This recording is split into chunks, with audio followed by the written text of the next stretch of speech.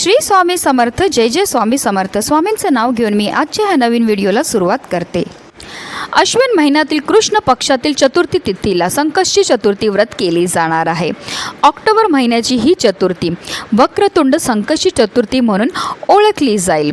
या चतुर्थीचे व्रत मुलांच्या दीर्घायुष्यासाठी आणि उत्तम आरोग्यासाठी ठेवले जाते. चतुर्थीच्या दिवशी गणेशाची आणि चंद्रदेवाची पूजाही केली जाते. पंचांगानुसार चतुर्थी तिथी 20 ऑक्टोबर रोजी सकाळी 6:46 प्रारंभ होईल, तर दुसऱ्या दिवशी म्हणजेच 21 ऑक्टोबर रोजी सकाळी 4:16 समाप्त होईल आणि संकष्टी चतुर्थीच्या दिवशी चंद्रोदय जो आहे तो 7:35 होणार आहे. अश्विन महिन्याच्या कृष्ण पक्षातील चतुर्थी तिथीला वीर्यान योग तयार होत आहे. याशिवाय या दिवशी शिववास योगही असेल. धार्मिक मान्यतेनुसार या योगात शिव कैलासात वास्तव्य करतात. या योगात गणेशाची आराधना करणे अत्यंत शुभ मानले जाते. संकष्टी चतुर्थीच्या दिवशी आपल्याला पूजा तर करायची, सेवा तर करायची, पण त्याचबरोबर काही विशेष उपायसुद्धा करायचे आहेत. आणि म्हणूनच आपल्याला संकष्टी चतुर्थीच्या दिवशी फक्त सकाळीच इथे एक असा दिवा लावायचा आहे.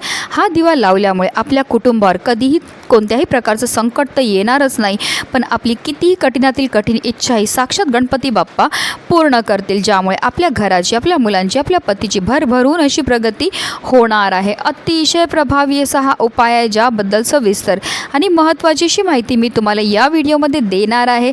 तर व्हिडिओ पूर्ण पहा आणि जर तुम्ही माझ्या चॅनलवर नवीन असतील तर चॅनलला सबस्क्राईब करा आणि शेजारी बेल आयकॉनसुद्धा प्रेस करा, जेणेकरून तुम्हाला माझ्या नवीन व्हिडिओ मिस करणार नाही आणि तुम्ही एक पण व्हिडिओ मिस करणार नाही. येत्या 20 ऑक्टोबर रोजी वक्रतुंड संकष्टी चतुर्थी आहे.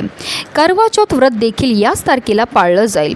करवा चौथच्या दिवशी स्त्रिया आपल्या पतीच्या दीर्घायुष्यासाठी आणि उत्तम आरोग्यासाठी व्रत करतात. यालाच अखंड सौभाग्यवती व्रत असेही म्हणतात. भगवान शंकरासाठी करवा चौथचं व्रत माता पार्वतीने ठेवले होते असे म्हटले जाते. या दिवशी महिला चंद्र पाहून व्रत सोडतात आणि म्हणूनच आपल्याला या दिवशी सकाळी ब्रह्ममुहूर्तावर उठायचं आहे आणि स्नान करायचे. स्नान केल्यानंतर तुम्हाला जर शक्य असेल तर लाल किंवा पिवळ्या रंगाचे वस्त्र हे परिधान करायचे आहेत.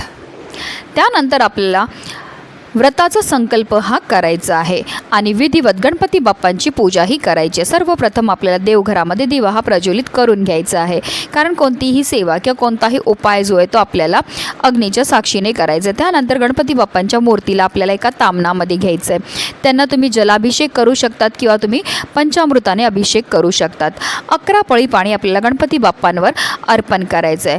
पाणी अर्पण करताना आपल्याला निरंतर ओम गण गणपते नमः या मंत्राचा जप हा करायचं आहे आणि गणपती बाप्पांना स्वच्छ पुसून पुन्हा त्यांच्या स्थानावर ठेवायचं आणि हे जे तीर्थ आहे ते आवर्जून आपल्याला आपल्या मुलांना प्यायला द्यायचं आहे. असं केल्यामुळे आपल्या मुलांच्या बुद्धीमध्ये वाढ होते.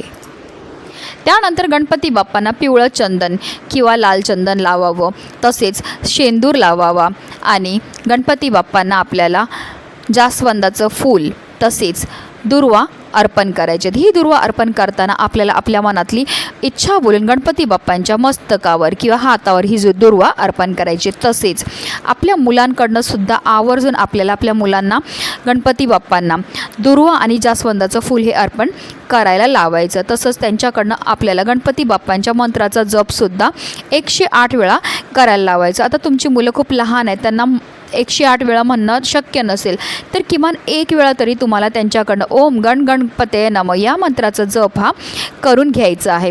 तसेच तुमची मुलं मोठी असतील तर त्यांच्याकडनं गणपती अथर्व शीर्षमसुद्धा तुम्हाला म्हणून घ्यायचं आहे. ती लहान असतील तर तुम्ही म्हणा, त्यांनी श्रवण केलं तरीही चालणार आहे. ह्या सर्व सेवा गणपती बाप्पांच्या मुलांकडनं करून घेतल्यामुळे आपल्या मुलांना प्रत्येक क्षेत्रामध्ये भरभरून यश हे मिळत असतं. तसंच त्यांच्यावर कधीही कोणत्याही प्रकारचं वाईट संकटसुद्धा येत नाही. त्याचबरोबर गणपती बाप्पांना आवर्जून आपल्याला मोदकाचा नैवेद्यसुद्धा दाखवायचा आहे किंवा तुम्ही तिळाचे लाडूसुद्धा गणपती बाप्पांना अर्पण करू शकतात. काहीही तुम्हाला नाही शक्य झालं तर गूळ आणि खोबऱ्याचं नैवेद्य तरी तुम्हाला आवर्जून गणपती बाप्पांना दाखवायचं आहे. तसेच या दिवशी आपल्याला वक्रतुंड संकष्टी चतुर्थीची व्रतकथासुद्धा पठण किंवा श्रवण करायची आहे आणि गणपती बाप्पांची आरतीसुद्धा करून घ्यायची आहे। संध्याकाळी चंद्रोदय झाल्यानंतर आपल्याला चंद्राला जल अर्पण करायचं आहे आणि त्यानंतरच आपल्याला व्रत जे आहे ते सोडायचं आहे। अशा रीतीने आपल्याला पूजाही करायची आहे।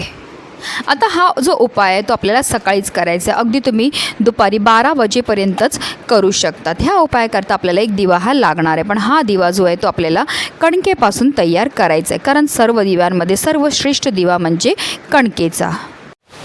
आपल्याला कणिक मळताना त्यामध्ये थोडीशी हळद टाकायची आहे आणि त्यापासून आपल्याला एक दिवा हा तयार करायचा आहे। ह्या दिव्यामध्ये आपल्याला 2 वातीची 1 वात करून लांब वात ही टाकायची आहे आणि आपल्याला ह्या दिव्यामध्ये 4 दिशेला 4 लांब वाती ह्या टाकायच्या आहेत। अर्थात काय तर आपल्याला चौमुखी दिवा हा तयार करून घ्यायचा आहे।